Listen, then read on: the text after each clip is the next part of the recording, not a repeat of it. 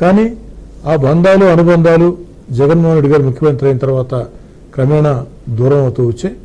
నియోజకవర్గ సమస్యల పరిష్కారం కావచ్చు, అభివృద్ధి పనులు కావచ్చు, ఇవే కాకుండా ప్రధానంగా జగన్మోహన్ రెడ్డి గారి వ్యవహార శైలి, నేను మానవత్వంతో నా నియోజకవర్గంలో వరదల్లో అమరావతి ప్రజలు చిక్కుకుంటే ఆ దారిని వస్తూ మానవత్వంతో ఆగి పరామర్శించి యోగక్షేమాలు అడిగితే దాన్ని సైతం వారు దెబ్బట్టినటువంటి తీరు.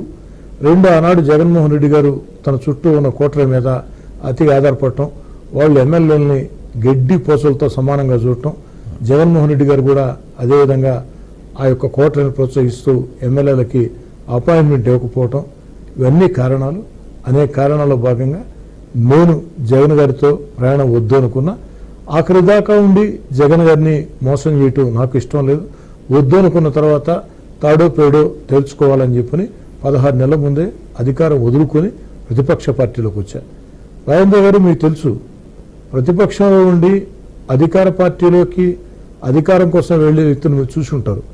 కానీ అధికారంలో ఉండి 16 నెలల ముందే తెలుగుదేశం పార్టీ భవిష్యత్తు ఏమవుతుందో ఆ రోజు ఎవరికి తెలియని పరిస్థితి.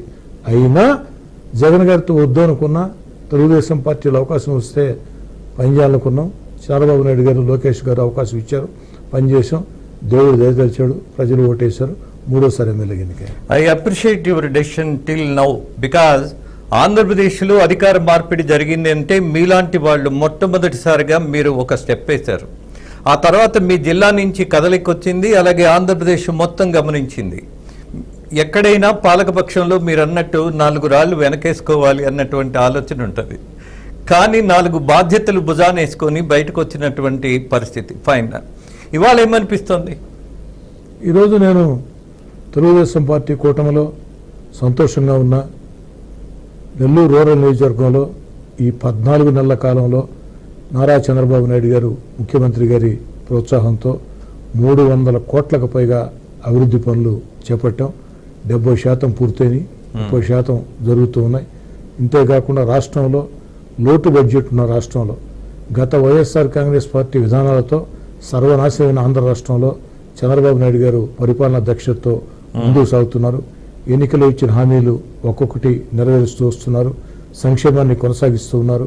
అభివృద్ధి కార్యక్రమాలు చేపడుతూ ఉన్నారు. అమరావతి రాజధానిగా పోలవరం వీటన్నింటినీ పరుగులు పెట్టిస్తూ ఉన్నారు.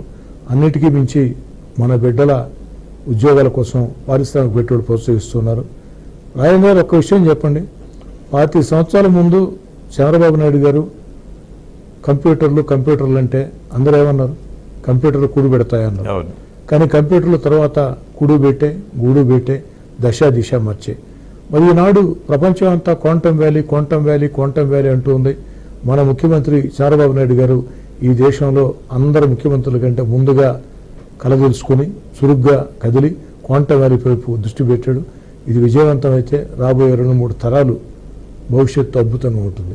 అంటే వచ్చే ఎన్నికల్లో ఓట్ల కోసం పనిచేసే వ్యక్తి సగటు రాజకీయ నాయకుడు, భావితరాల కోసం ఆలోచన చేసే వ్యక్తి రాజనీతిజ్ఞుడు.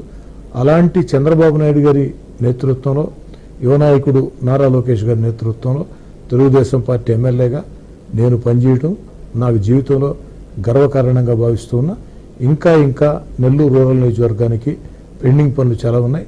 వాటన్నిటినీ కూడా ముఖ్యమంత్రి గారి ఆశీస్సులతో పూర్తి చేస్తానన్న సంపూర్ణ విశ్వాసం నాకు ఉంది. Yes, I do agree with you Sridhar Reddy గారు.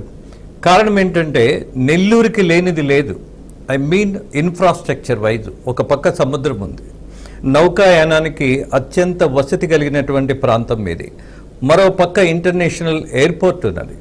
అలాగే అనేకమైనటువంటి వసతులు ఉన్నటువంటి నెల్లూరు జిల్లా అభివృద్ధి చెందాల్సినంతగా చెందలేదు అన్నది వాస్తవం.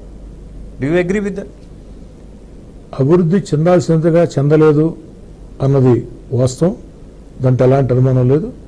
కానీ రాబోయే రోజుల్లో నెల్లూరుకి ఉజ్వలమైనటువంటి భవిష్యత్తు ఉంటుంది. ఈరోజు చంద్రబాబు నాయుడు గారు ముఖ్యమంత్రిగా అనేక కార్యక్రమాలు చేపట్టారు. అవన్నీ కూడా ఆ ఫలితాలు రాబోయే రోజుల్లో తెలుస్తాయి.